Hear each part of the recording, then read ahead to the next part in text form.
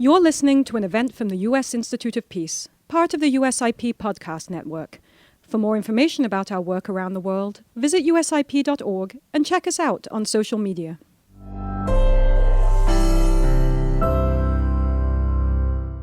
Secretary General, Excellencies, distinguished guests. My name is Keith Mines. I'm Vice President for Latin America and the Caribbean at the U.S. Institute of Peace, and on behalf of the Acting President of USIP, George Moose, I'd like to offer a very warm welcome to all of you to this very timely and important discussion on strengthening democracy in the Americas. USIP was founded by Congress in 1984 as a living institution embodying the heritage, ideals, and concerns of the American people for peace. We're an independent, nonpartisan, and we use a mix of convenings, analysis, and field programs to help mitigate and prevent violent conflicts abroad, and to help build the tools that help nations to remain at peace after conflict. In the hemisphere, we're active in Colombia, Venezuela, Central America, Bolivia, and Haiti, and we're very pleased to partner with the Carter Center and the Organization of American States Inter-American Democratic Charter voluntary group for this event and recognize the presence of our very close friend, Secretary General Almagro. We thank Vice Minister of Foreign Affairs Víctor Verdún of Paraguay for his participation virtually today, and we recognize the presence of Jennie Lincoln, Senior Advisor for Latin America and the Caribbean at the Carter Center, Carlos Ayala, Professor and Chair of Constitutional Law at the Andrés Bello Catholic University and former President of the Inter-American Commission on Human Rights, Eduardo Stein, former Vice President of Guatemala, Thomas Garrett, Secretary General of the Community of Democracies, and Catalina Botero, Director of the UNESCO Chair on Freedom of Expression at the Universidad de los Andes, and co-chair of the Oversight Board of Facebook and Instagram. So USIP has a special interest in the connection between democracy and peace. Central to the ideals of the United States is the conviction that democratic governance is the most effective means of avoiding conflict. It's an ideal embodied by the Inter-American Democratic Charter, a key tool for strengthening and protecting democracy through shared values and mutual support. The OAS has long championed these values throughout the hemisphere, most recently with the formation of the voluntary group of member states for follow-up to the Charter. We look forward to today's critical conversation about how we can all work to strengthen and support the IADC and its role in sustaining democracy throughout the Americas. And we look forward to the OAS's 54th regular session of the General Assembly to be hosted next month by Paraguay, which will build on today's important discussion. So we turn now to Ambassador Verdún for his framing remarks for today's conversation.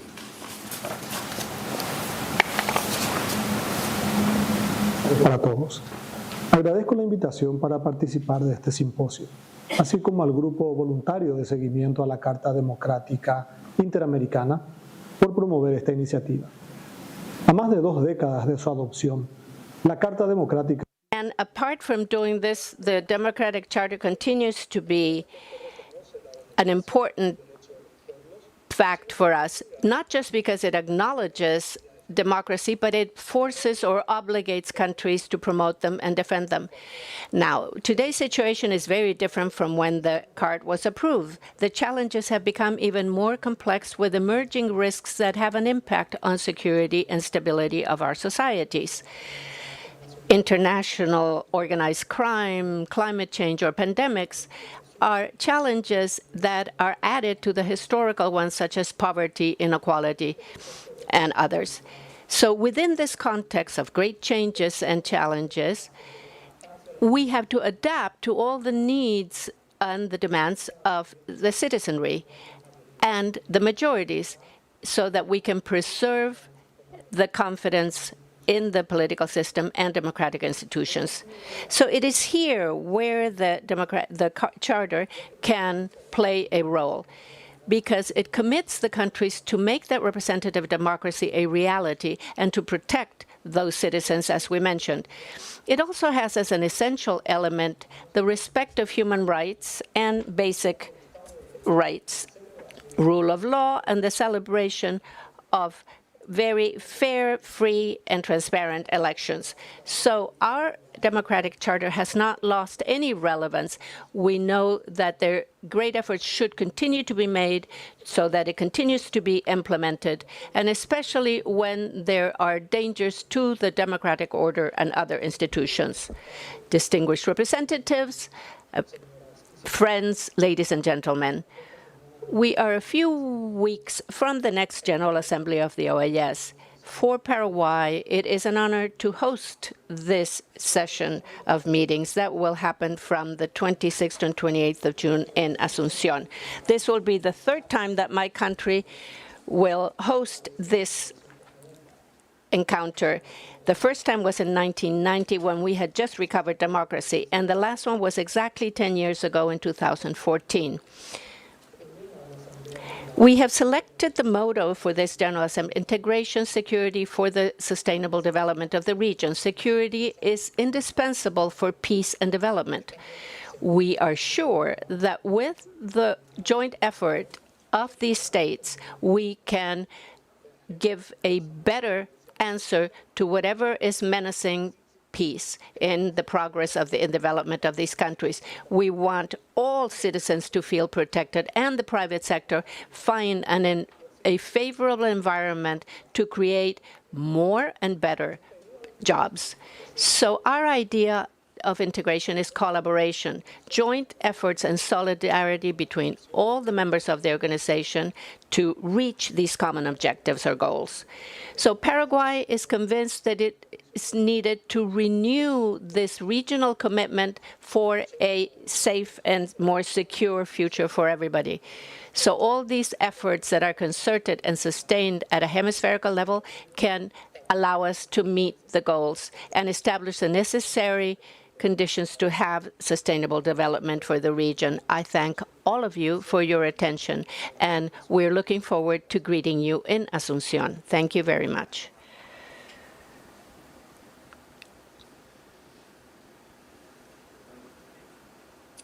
Good afternoon. I'm Jennie Lincoln, the Senior Advisor for Latin America and the Caribbean at the Carter Center.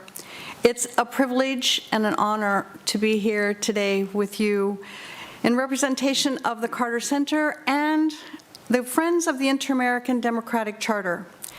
The Friends of the Charter is a group that was formed in 2004 by former U.S. President Jimmy Carter, demonstrating his commitment to stay on the ball as a former president, supporting democracy not only in our hemisphere, but in our world.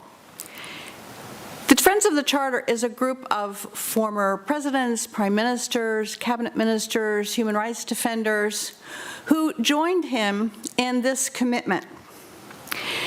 This group seeks to support the work of the OAS in this important effort to strengthen democracy and human rights in our hemisphere. It's a voluntary group of individuals willing to commit their time and energy to ensure the protection of universal human rights and the commitment to insist on the obligations of governments who are democratically elected to defend and promote democracy in our hemisphere. Thank you to USIP for hosting this event and for collaborating with the Organization of American States and inviting the Carter Center to join in this effort. This meeting today and subsequent work of the voluntary group shows the commitment that President Carter looked for in 2004. I will share with you that he may be celebrating his 100th birthday on October 1st. His health is failing, but he is still with us and very much aware of what is going on as democracy is backsliding in the hemisphere and needs our help. Everyone in this room, everyone in the OAS, and everyone who cares about strengthening democracy in the hemisphere has a moral obligation to join the effort, this voluntary effort that the OAS has initiated. Thank you, Secretary General Almagro. Thank you, Keith Mines, USIP. And thank you also in representation of the Carter Center for your commitment for being here and carrying this message forward.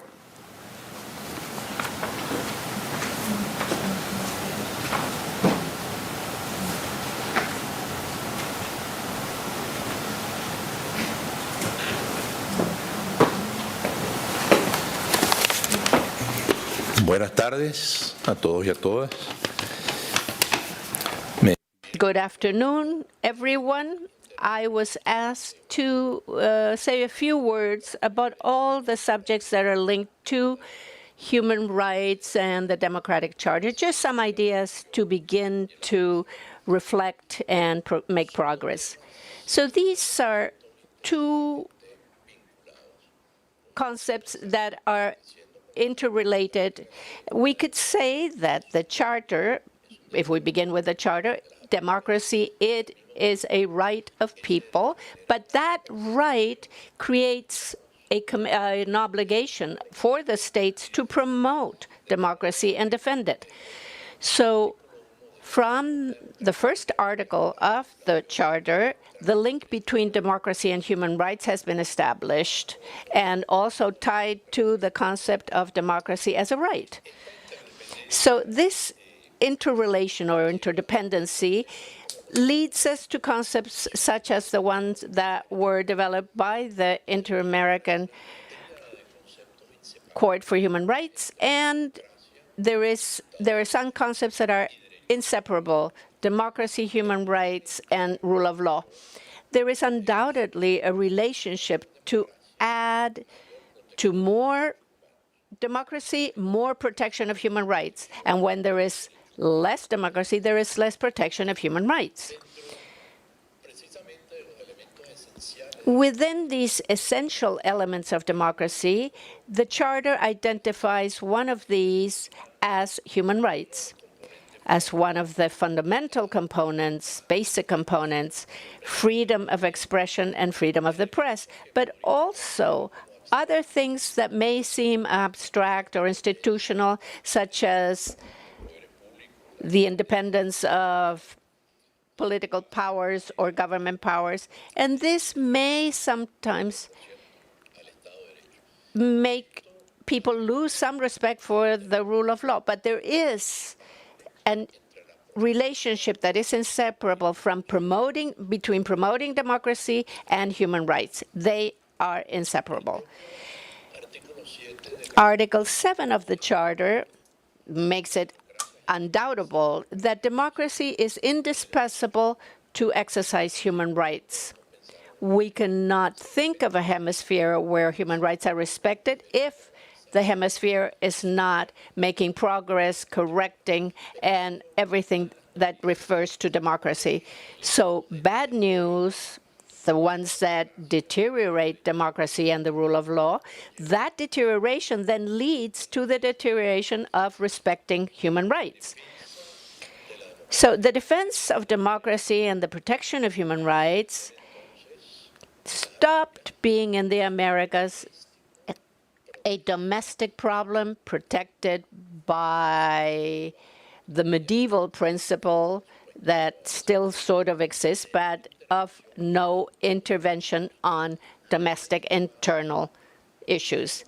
Human rights and democracy stopped being a sovereign concept as it was with kings.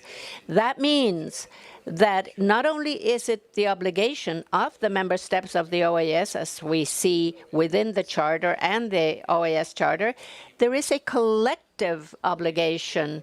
There is a collective obligation to protect, as jurisprudence of the Inter-American Court has decided, to protect collectively that democracy and also human rights. And all interventions that third states make when they intervene on democracy or human rights in a specific or country are a legitimate intervention in order to protect this collectivity.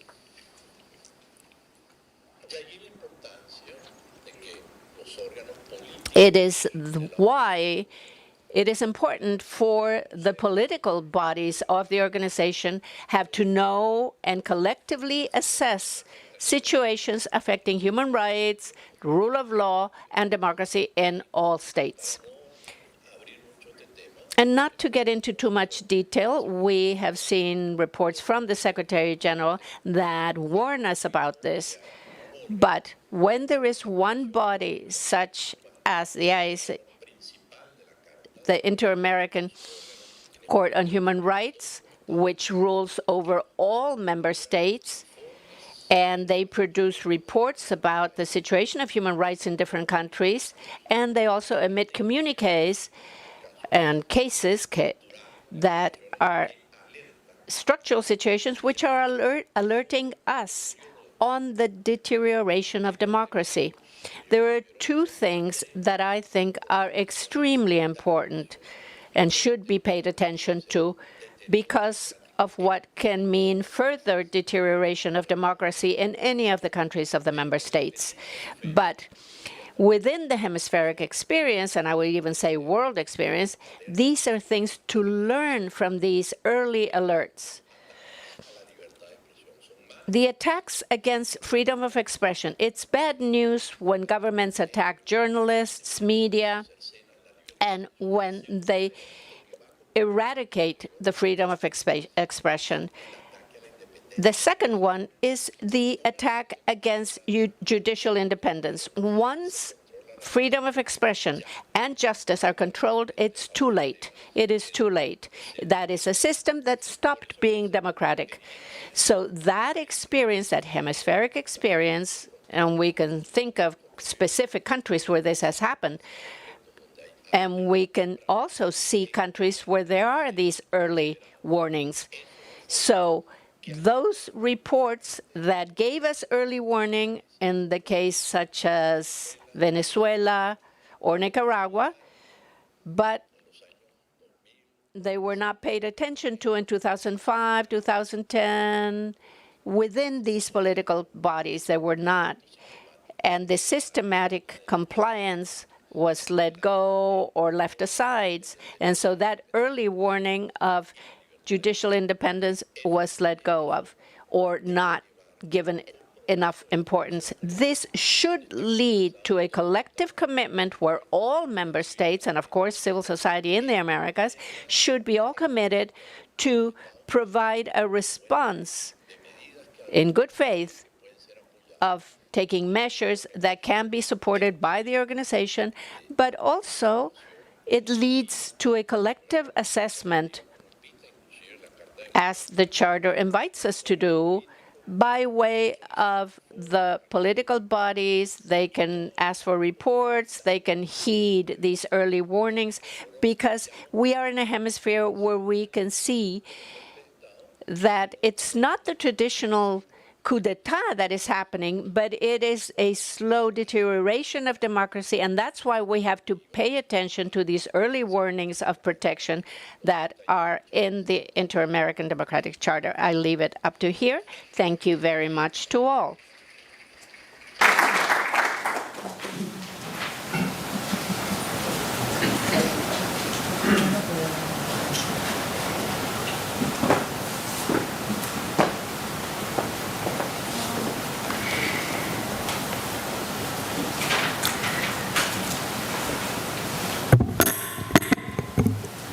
Señor Secretario General.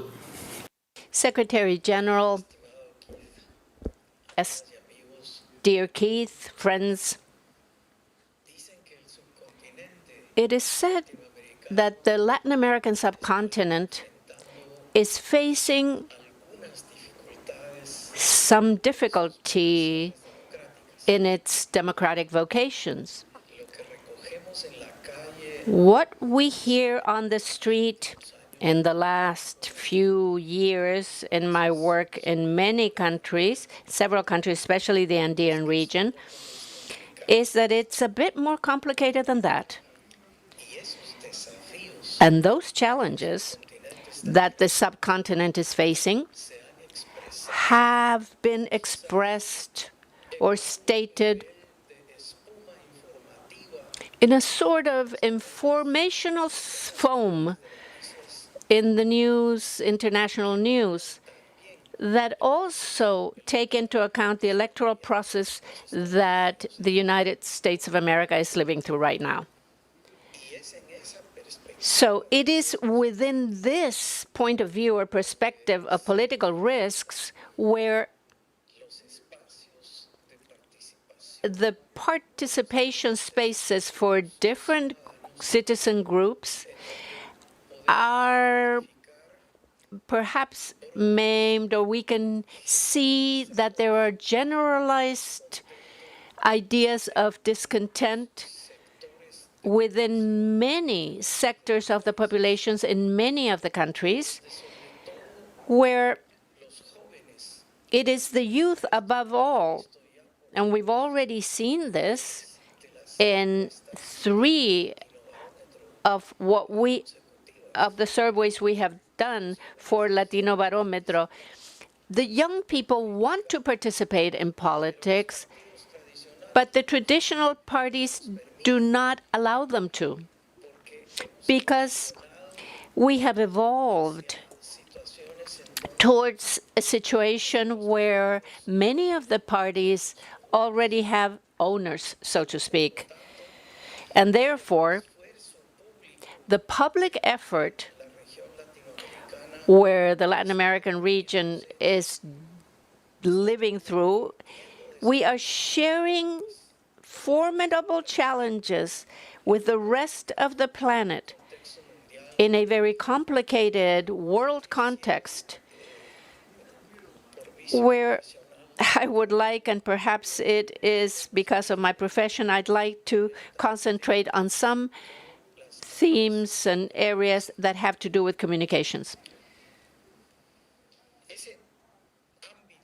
That environment of a world complicated situation with tense contradictions that are questioning the future of humanity, we could say, from very deep psychosocial divisions and crises of public health that, as we have just lived through, and educational systems, but also dangerous deterioration of our environment, accelerated technology transformation and changes, complex divisions and conflicts, multiple risks to security and safety, and a frontal questioning of the quality of political systems, how pertinent they are, and how able they are to solve the problems that the populations face.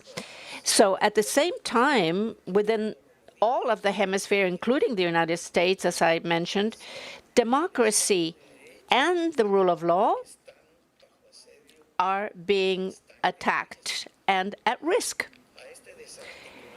So this disarticulated and challenged world environment, we add problems that have not been solved in our region that we have been carrying for decades, sometimes for 500 years. And what continues to arise, and recently many population groups in different parts that are seriously questioning the validity, the use, the pertinence, and the efficacy and the honorability of democratic systems that we have known so far. All of this is being reflected in more complex ways by electoral processes that not only question the political system that we have known as democracy, as representative democracies, in quotes, but are also rejecting the traditional politicians, the traditional parties, and associating them directly with a person or with corrupt practices. And they are associated sometimes with international, transnational organized crime, which as now is more intensely the case of the Central American corridor from the Darien Passage and from Colombia to Panama to the border of the U.S. and Mexico. The problem here is that in many populations, people are fully convinced that most politicians and their corresponding organizations are associated to drug cartels or are involved in corruption schemes, such as we saw in the latest report of the Latino Barometro. This includes perceptions on behaviors, obscure behaviors of public institutionality, which tells citizens that most public decision centers in every single power of the state are fatally infected by the organized crime mafias. I apologize for taking too long in the diagnostic section of my presentation, but these sets of daily experiences that many of the population sectors in our hemisphere are actually asking themselves about. They ask themselves if these systems are truly the ones that are in charge of protecting and in any event to promote democratic development horizons for everyone. Most of the population in many countries are aware of the fact that we are unequal and excluding societies, and therefore the fundamental question as to how to bring a new dynamic energy to development by providing basic elemental services such as decent work opportunities and so on, which in some way could give opportunities to these sectors of the population that do not find means of making a living in their own countries, and which leads them to flee en masse to search for that American dream that was promoted in the 50s. And since we're going back to the 50s, currently, in terms of communications, there is some sort of resurrection of the arguments of the Cold War, where we see that the efforts of a functional democracy are being qualified so that indeed it can produce umbrellas of opportunity for the least favored sectors of society, with possibilities for development, as well as providing new instruments for social control. I apologize for this quote. I'm not sure of the specific words he used, but Daniel Ortega just mentioned during a speech 3 or 4 days ago that democracy is the new social political control system to subjugate populations and truly deny their rights. And look whose mouth it came from. So, for us, this is a call for looking for concrete solutions that truly are able to dig deep with their roots on the basis of legislative processes that are being developed currently. Because legislation, in the opinion of many in populations, is at the service of special interests and not at the service of the population at large. Therefore, one of the efforts that genuinely democratic governments must promote is precisely to ensure that legislative frameworks can be there, as Mr. Ayala just said, to protect the human rights of people. And in this way, having control of jurisdictional centers or bodies which are in charge of interpreting and enforcing the law should be first-order political goals. And going back to Ortega, I apologize for that. It turns out that he was unable to digest the fact that he was overcome in his efforts to go to be elected president. He was defeated by Violeta Chamorro. And the Sandinista forces leaders told him, well, you should create a process to teach the main intelligence officers of the Sandinista army to train them to be lawyers. They studied law so that they could permeate the justice system, so that they could control the Supreme Court of Justice through their proxies.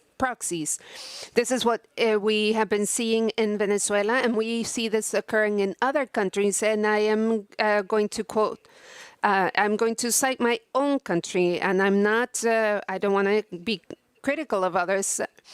The OAS is being criticized because there are many people who are uninterested in keeping hidden that there are systems of citizen control that do not respond to democratic systems. And that was a crucial element in the election process in my country, where it was guaranteed that the votes were unquestionably in favor of Bernardo Arévalo, where the forces were trying to prevent him to taking power in his own country, for which he was democratically elected. Allow me to give you 3 elements that I deem to be absolutely vital at this time, especially considering the new development avenues for people, for persons, families, communities, regions. I don't wish to offend anyone with this, but we do have a social historical debt that dates back to colonial times in many countries and is still not solved. And that's the universe of inequality and exclusion. In fact, in many countries, they seem to be facing the fact that they're losing control of public force, and this is extremely dangerous vis-a-vis organized crime on the one hand, and vis-a-vis gangs or maras on the other hand, which are the result of a set of discourse in the public sphere that are not dating back to yesterday. This is something that has been under construction for many years in many regions.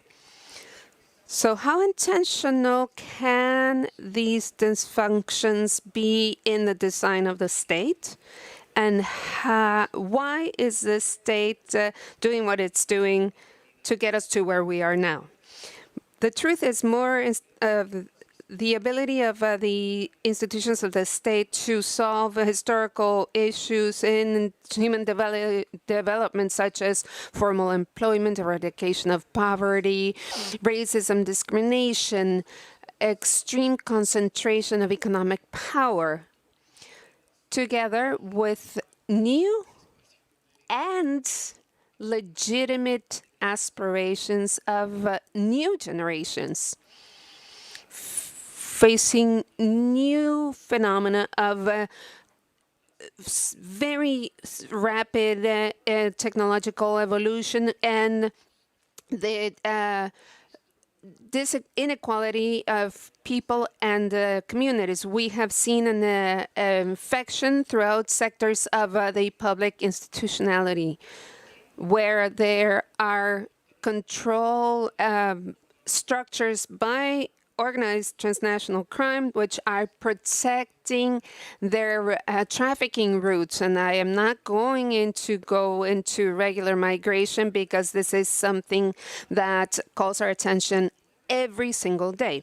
But new technologies, communication technologies, and spectacular advances in internet and artificial intelligence represent not only opportunities, but risks as well for democracy and development. And I will close with this, because these capacities are transforming relations among institutions and the people.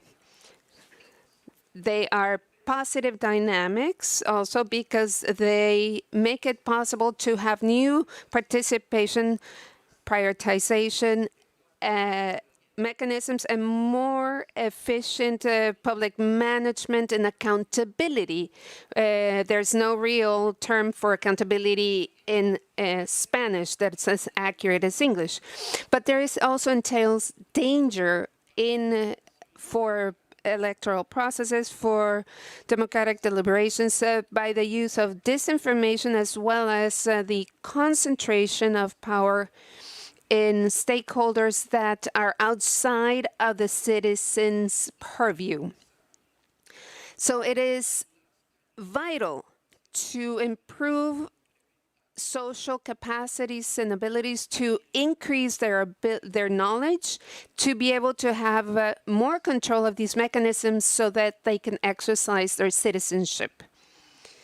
And in this way, try to prevent these new digital technologies and artificial intelligence to become or continue being instruments that can be used for dissemination of, so to speak, truths that are outright lies that are used even within the organizations of the state. It is vital to improve these social capacities, to increase or improve knowledge, and to control these mechanisms so that people can exercise their citizenship. Thank you very much. Permanent Secretariat of the Community of Democracies and the General Secretariat of the Organization of American States. In that agreement, we affirmed our shared and common objectives on the promotion and consolidation of democracy in this hemisphere. As I just mentioned, this cooperation between the Community of Democracies and the Organization of American States is not new. We have had for years a long-standing relationship of mutual collaboration and cooperation in the promotion and strengthening of democracy. And so last year I had the opportunity to join a meeting of the Permanent Council of the OAS and learn of the voluntary group and its follow-on work to the Inter-American Democratic Charter. As we continuously review and renew our valuable partnership, I look forward to greater collaboration to strengthen democracies and ensure their resilience, including with the voluntary group. The Community of Democracies looks forward to the participation of the voluntary group and the OAS next year as we undertake the 25th anniversary of the founding of the community and the Warsaw Declaration. We have just found that in today's often challenging democratic ecosystem, strengthening dialogue and cooperation on democracy is necessary. I think we're all familiar with the challenges illustrated by such sources as VDEM's 2024 Democracy Report, which stated, quote, "The level of democracy enjoyed by the average person worldwide in 2023 is down to levels last seen in 1985, end quote. But I think we also want to look at encouraging signs. As U.S. President Joe Biden noted in the first of the 3 summits for democracy, the world may be reaching an inflection point in which the tide is turning back towards a democratic culture. If so, this is not an accident, this is not just a phase in history, but it's because of the work done by groups such as this, the Friends of the Inter-American Democratic Charter, which always emphasize democracy is and should be the common form of government for all the countries of the Americas. Democracies must stand together and respond to the challenges by strengthening adherence to the principles and values contained in the Warsaw Declaration and in the Inter-American Democratic Charter. Promotion and preservation of democratic culture is well addressed by the principles and values contained in those 2 documents. And I think we find it especially important in the very serious times of challenge when we see an unconstitutional interruption of the democratic order. For the Community of Democracy, such an example occurred as we applied the principles of the Warsaw Declaration to a longtime member, a founding member of the community, the Republic of Mali, after the military coup removed the democratic government there. A period of dialogue was engaged, but eventually suspension of Mali from membership on the governing council was required. There are many other examples, but in the case of the Organization of American States, We see this important attention to protection of the democratic culture in the many interventions and actions taken to oppose last year's attempt to undermine constitutional governance in Guatemala. Democracies are better and do better when they work to promote and protect democracy in their borders and beyond.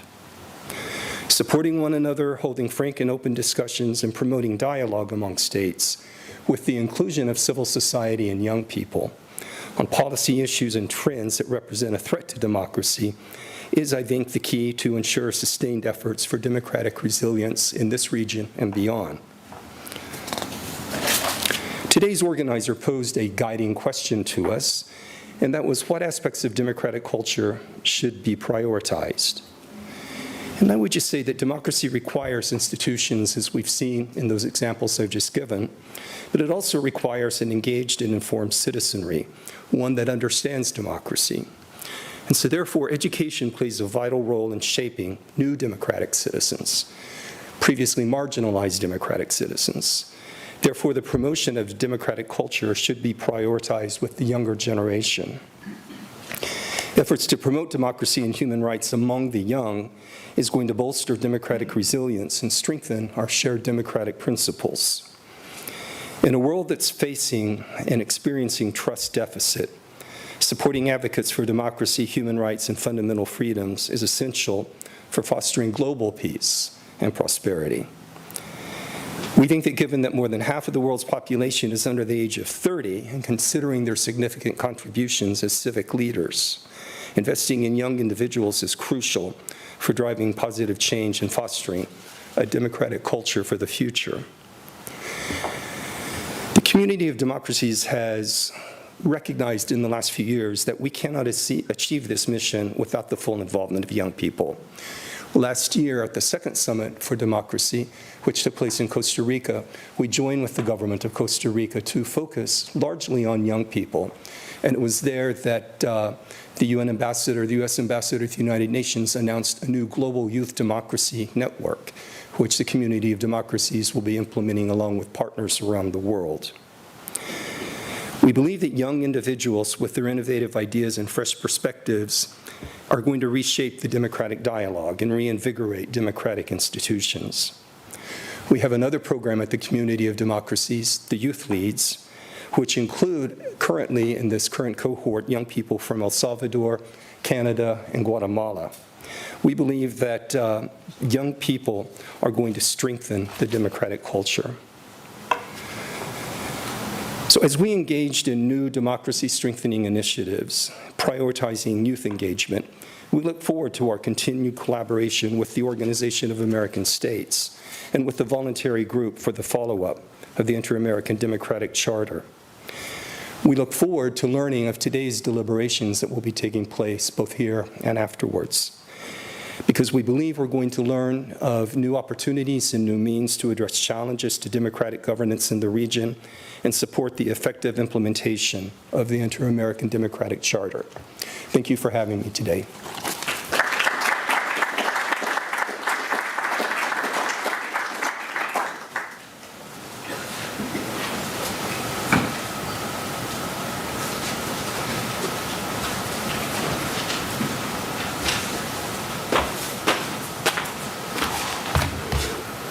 Buenas tardes. Good afternoon. I would like to begin by thanking the Carter Center, of course, the U.S. Institute for Peace, as well as the OAS for inviting me. I have been asked to speak for 10 minutes on the last title of the Inter-American Democratic Charter regarding culture. That's what everyone neglects to talk about. It's always at the end of the list. And obviously, this is not the fault of anyone who organized this event, but rather those who wrote the charter. But those who wrote it knew it was fundamental. That's why they included it in this program. So I asked myself, what would happen today, 23 years after the signing of the Inter-American Democratic Charter, if we sat the states together trying to approve a document such as the one that was approved in 2000. Why? In 2001, it was approved not by a majority. It was approved by a unanimous and by a vote and by consensus, excluding Cuba. And we have also heard about the other two states who wouldn't support it today, Venezuela and Nicaragua. And I ask myself, are there any others who do not believe in the division of powers, in human rights, in the freedom of expression? Carlos was saying this before. The independence of the judiciary. What would happen 23 years later today if we were to present this to the OIS? Probably what happened 23 years would not happen again because not because there's a problem with the charter. It's not that governments are not doing the right thing in democratic terms. It is because the people are not demanding that they do the right thing. Why? Because democracy has not met some of those collective dreams that were set forth in it, because the elites have not done their work, their job. They have been frivolous, corrupt, or cold. And also because there are no serious processes to promote democratic culture, so that instead of rewarding authoritarian experiments, they should demand of those elites to strengthen democracy. That's what's happening. What we see in the America's Barometer is that currently 40% or plus of the populations in general do not believe in elections. They don't believe in political parties. They do not trust institutions. 1 out of every 5 are willing to allow the president to shut down Congress to solve security problems. And this comes to light all the time. Why are people not calculating what's going on? Because there are no sustained processes based on the charter. But in spite of having these articles of the charter, this should be number one in anyone's political agenda. What can a democratic government do which really wants to counteract a culture that seems to be rewarding authoritarian efforts? It could be due to several reasons. First, because they're not doing their duty. It could be due to several things that are focused on transforming values, beliefs, and practices that make up the citizen culture. There are many experiments that we mentioned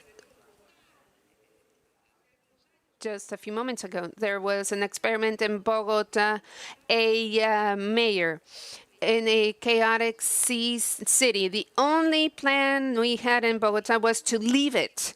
But then we had a mayor who proposed democratic practices, democratic values, and people started believing. And they started following the rule of law, and they started demanding that the authorities follow the rule of law, and people started paying taxes. That does not happen in our countries. So in Bogota, people started paying more taxes, so there would be more redistribution and more equality because they trusted their authorities, because the citizens were taught, and this were created by societies committed to citizen values and democratic values. And I will close with 3 things that occurred at the time in that specific good practice. We must remember this. First, we need to change our political communication habits. We cannot reward those who is the loudest, who jumps higher, who's a clown. That is not a good result leading to complex democratic societies. And we also need to change our own communication, political communication habits. And I go back to Hoover's proposal of democratic communication. We have to be willing to listen to the other, and we have to be willing to defy our own political beliefs and provide reasons therefore. And we also need to change political practices so that political elites, which have a huge responsibility in the process, to follow the values of the Charter, not only ensure the rights and so on, but the values, accountability, so that people can trust institutions once again. Respect for division of power, respect for freedom of expression, and respect for legal institutionality. That's all I ask for. This will lead to significant participation. The participation of the people is worthwhile, will renew hope in democracy and democratic processes, which are participatory processes. And in closing, we need to teach citizens in digital citizenship. And also AI and to prevent dark campaigns through malicious actors using non-human sources that will lead to coming from new technologies through social media. We therefore need to teach our people to be digitally savvy, to counteract those disinformation campaigns that damage democratic culture and therefore democracy. These are, I just gave you a good experience, good lesson learned at Bogota. And what we need to see is that we need to be willing and able to do this. Thank you.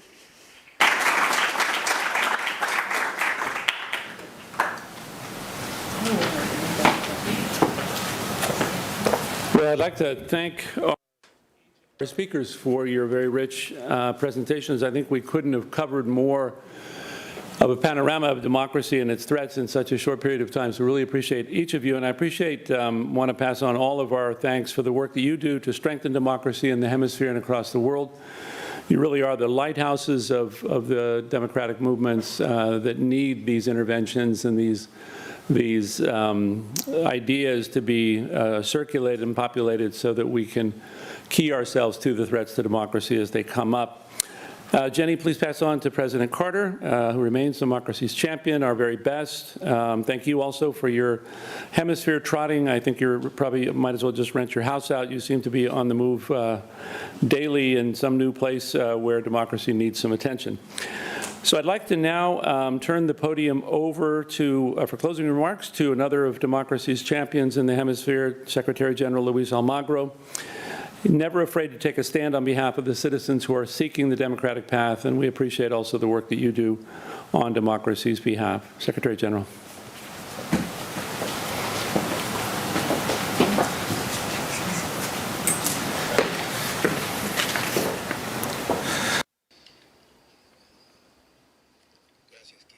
Thank you, Keith. It is impossible not to feel small next to you.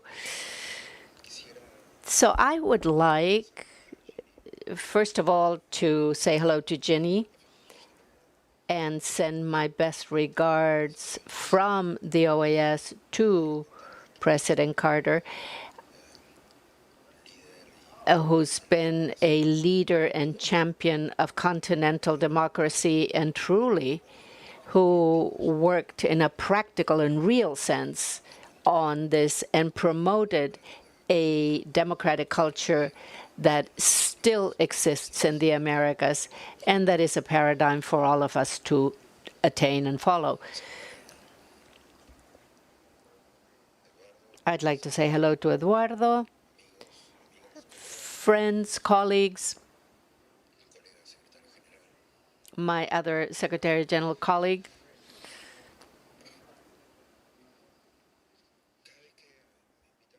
Every time that I am invited to speak about the Charter, I read it once again. And truly, it is enriching to do so. that reading is worth quite a bit, and this instrument is also worthy. At this point in time at the organization, we have implemented different actions, the Article 16 and 17 of the Charter. 11 or 12 times we have had to implement this in different countries. We have applied Article 20. We have asked concrete actions. Of course, there have been many votings at the Permanent Council and the General Assembly. We have had these democratic, complex meetings. The last one, Eduardo referred to it in but Suriname was very complex. Guyana was as well. And the transition in Peru was also difficult or complex. The action of the organization was always based on this basic fundamental instrument, the Charter, the Democratic Charter. Of course, it creates obligations and things we have to do that are very important. If we do not follow these obligations, we're not going to get anywhere. We have instruments, we have tools that we must use and that we must act when they say we should. The Charter is a formidable instrument that obviously needs no ulterior discussion, and it doesn't merit that we begin a discussion on or about the Charter. But yes, I do believe that we should speak of other elements that have shown up lately, other factors that are not mentioned in the Charter. There are new things such as organized crime, as Eduardo mentioned. It's one of the most direct challenges and attacks on democracy, probably the biggest threat. Then human rights, apart from the three dictatorships, Cuba, Nicaragua, and Venezuela that exist at the moment,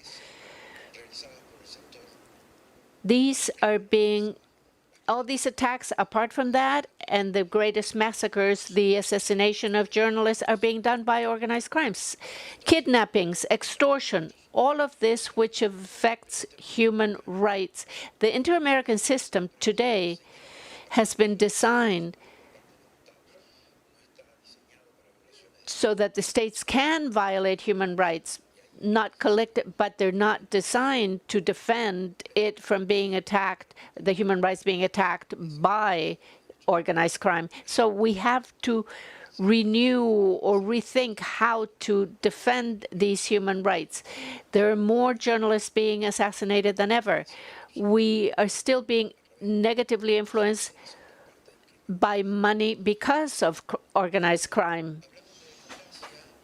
When we speak of democracy and we promote democracy, it is because we want the best for that country.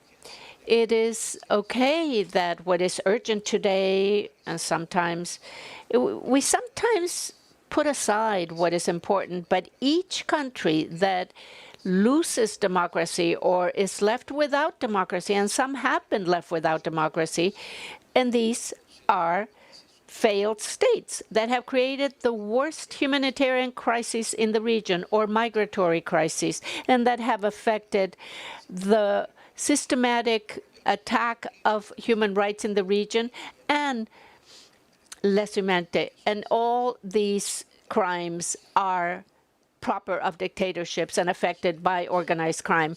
But apart from this, as I said, organized crime is violating human rights. And the instruments and tools we have are these. Because democracy essentially implies that you have to strengthen citizenry and institutions. Two, you have to better the institution. If you improve the institutions, you improve conditions. And if we look at this hemisphere, the better democracy works, the more development there is, the better equality and equity, and better the safety and security conditions. The better democracy works, the better that we can make everything else work. So we have this fundamental basic tool, which is the Charter. It is a constitution for the Americas. It is a constitution that should be fundamental, so much so that in that positive action that I have referred to of these 11 or 12 times that we have had to apply Article 17 and 18 and the time that we did apply Article 20. But those who stop being democratic stop feeling they belong to the Organization of American States. And even today, the OAS should be proud of being a community of democracies. We are a community of democracies. And anybody that is not democratic auto-excludes itself. And the same would be with the Congress of Angostura. Bolivar would say this. We are a community of democracies. And he or it that does, as a government does not understand it or want it to be, then will be left on the side.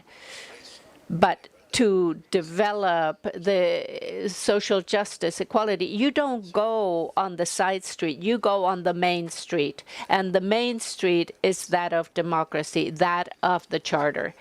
So I greatly value the presentations made today on different issues and sides of democracy. We're still missing something, though, that other democracies have attained. That is democratization. We are still a region that is not equal, and it's still stratified. We have had problems of discrimination. We have had these problems of inequality and poverty for 200 years. I'm not even counting the period of the colony, because we have taken on the responsibility since we became independent so that that no longer exists.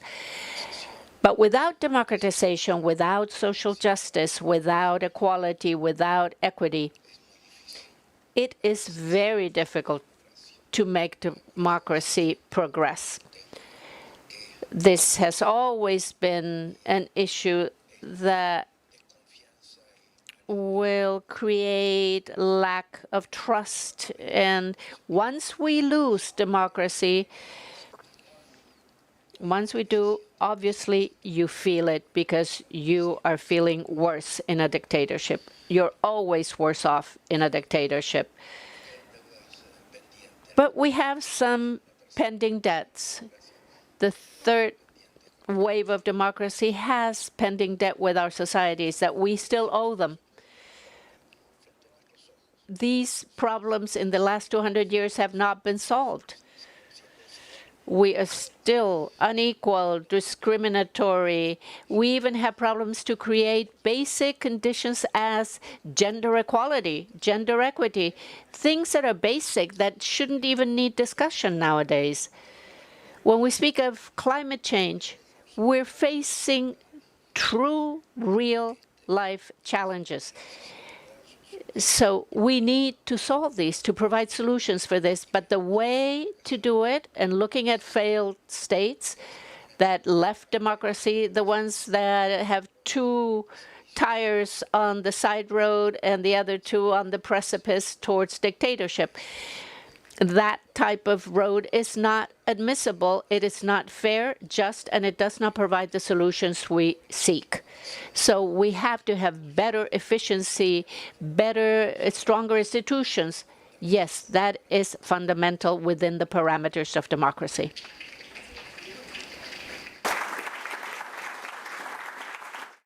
Thank you for listening to this event. If you'd like to listen to more events or explore our other podcasts, visit usip.org/podcasts.